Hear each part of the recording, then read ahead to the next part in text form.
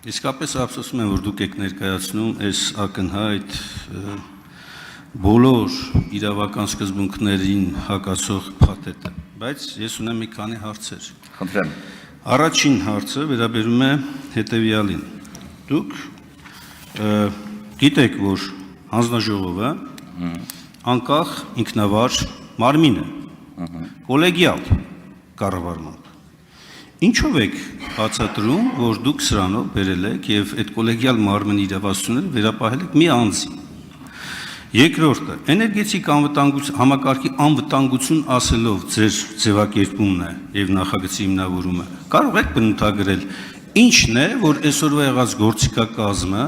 թույլ չի տալիս, որպեսզի արագ միջամտությունը լինի, սկսած արտակարգ իրավիճակից ավարտված այլ դրսևորումներով։ Եվ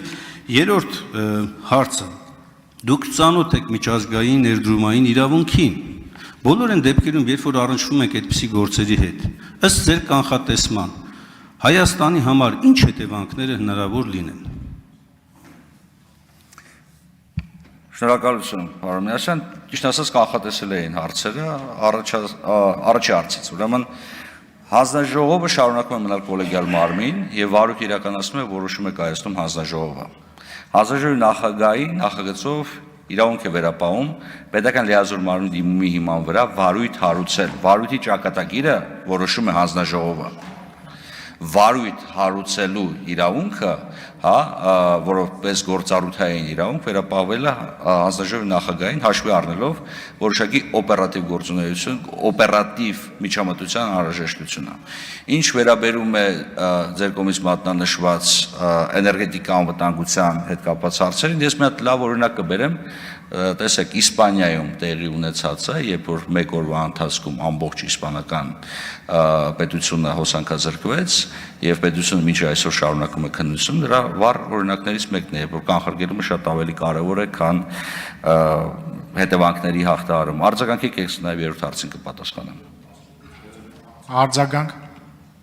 Ճիշտ ասած, հələ երկու հարցեր կա, որ դուք պատասխանեք, բայց բոլոր դեպքերում, բայց Իսպանիան չգնաց, չէ, այն մեթոդին, որը որ դուք եք հիմա առաջարկում։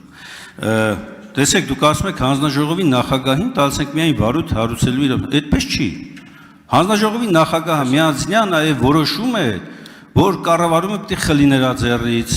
սուբյեկտի, որ հետո պիտի պարտադրի կանոնադրության մեջ փոփոխություն անի, սեփականության վերաբաշխում անի, այդ բոլորը տվել է հանձնաժողովի նախագահին, բայց այդ մեղքը չի գալիս այդ հանձնաժողովի նախագահը, այդ անձը։ Վաղ այդ մարդը ոնց պիտի պատասխանատվություն կրի ցերես ապօրինի գործողությունների համար։ Գիտեք, մի կարևոր բան կա։ Դուք բերել եք նախագիծ ամսի 25-ին, դրել եք շրջանառության մեջ եւ հպարտորեն ասում եք, որ 26-ին երբ որ կառավարությունը արտահերթ նստաշրջան է պահանջել, դուք որ մշտապես կողմ եք եղել օրենքի նախագծերը մանրամասը քննարկելուն, այսօր չեք առարկում դրան։ Այսօր դուք ինքներդ կանգնել եք եւ այս կարճ ժամկետում փորձում եք այս ապօրինությունը օրինականացնել։ Պարոն Միասյան, իսկ ով ասեց, որ չեն քննարկել։ Քննարկել ենք, երեկ են քննարկել, երեկ չառաջորդել են քննարկել, շարունակում են քննարկել։ Էլ եմ ասում, հանձնաժողովը կոլեգիալ մարմին է եւ վարույթի ճակատագիրը որոշում է հանձնաժողովը։ Հանձնաժողովը համաձայն չի նախագահի որոշման հետ։ Թող վարույթը արագ ավարտի եւ այդ պարագայում եւ վարույթ չլինի եւ միջոցառումներ չեն կիրառվելու։ Բայց օպերատիվության տեսանկյունից, երբ որ անհրաժեշտ է իրավիճակից թելադրվող արագ գործողություններ իրականացնել, անհրաժեշտ է որպեսզի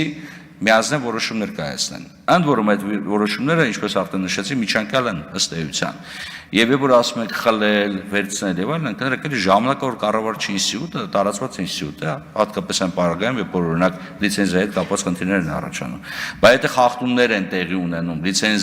լիցենզիայի զրկման թեմայի առաջանում, որովհետեւ արձագանք չլինի պետական մարմինների կողմից։ Որովհետև ըստ էության դուք ինչ եք ասում, դուք ասում եք հետևյալը, ասում եք որևիցե միջոցառում մի ձեռնարկեք, երբ որ եկամուտի մասն է խոսքը, այդ եկամուտը մենակ մասնավորինն է, երբ որ հոսանքազրկումներ կան եւ հանրային բողոք կա, այդ բողոքը պետությանն է, պետությունը ինչ գործառույթ ունի, պետությունը ոչ մի գործառույթ չունի։ Ներդրումային իրավունքներին հավատացնում ձեզ կանրադառնամ նաեւ այլ հարցերի շրջանակներում։